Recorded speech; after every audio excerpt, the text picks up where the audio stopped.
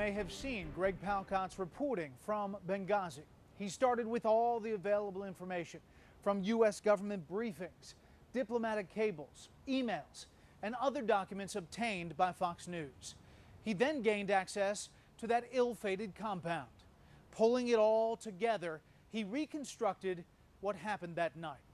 Now he has new revelations with new information that fills in this troubling story even more. September 11, 2012, 7:30 p.m.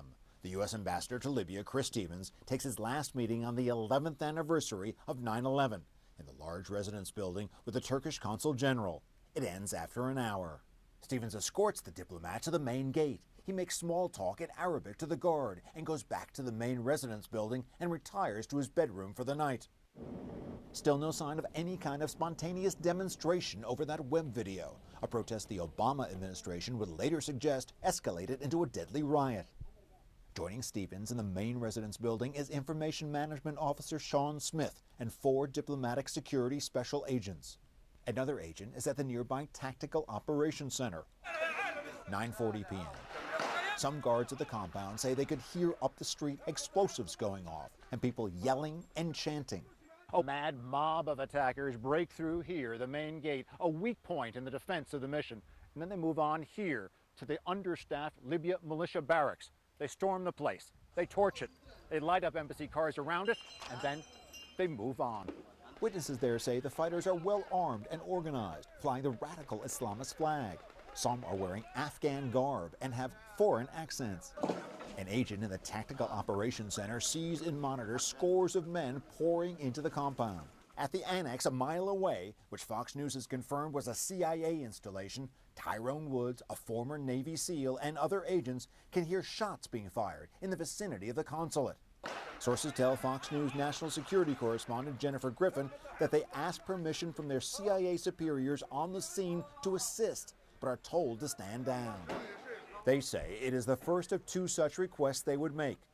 But the CIA says, quote, no one at any level in the CIA told anybody not to help those in need. Claims to the contrary are simply inaccurate. Meanwhile, security agents at the consulate are sounding the alarm too. A diplomatic security agent working in the Tactical Operations Center immediately activated the imminent danger notification system. State Department official Charlene Lamb was working that night in Washington, and so she could follow the events in real time. He also alerted the quick reaction security team stationed nearby, the Libyan 17th February Brigade, the embassy in Tripoli, and the Diplomatic Security Command Center in Washington. Around 10 p.m., a surveillance drone begins to hover over the consulate and beams back live pictures to Washington.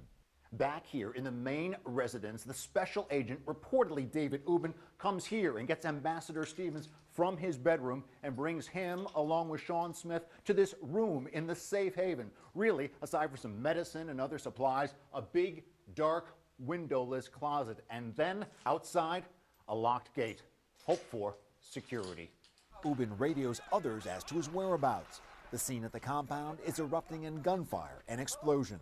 At this point, there are 7 Americans at 3 different locations. Ambassador Stevens and 2 others in the main residence, 2 special agents at the second residence and cafeteria, and then here in the Tactical Operations Center, 2 more agents. Attackers all around. Inside the main residence, attackers come in here and they ransack the place, and then they go for the locked gate. They look inside. It's dark. They can't see anything. And then they try the lock. They can't open it up. Inside, Agent Ubben has got a gun trained on them, ready to shoot if need be. But as Lieutenant Colonel Andrew Wood says, the safe haven is only safe for a short time. It's a delay for an aggressor, but it has to rely on someone to come in to rescue him as well. That someone, Wood says, might have been his elite site security team, but they've been pulled out of the country. Either way, Stevens, Smith, and Ubben were trapped by diabolical killers who pour diesel fuel around the house, light it, and leave. When we come back, the trapped Americans tried desperately to escape.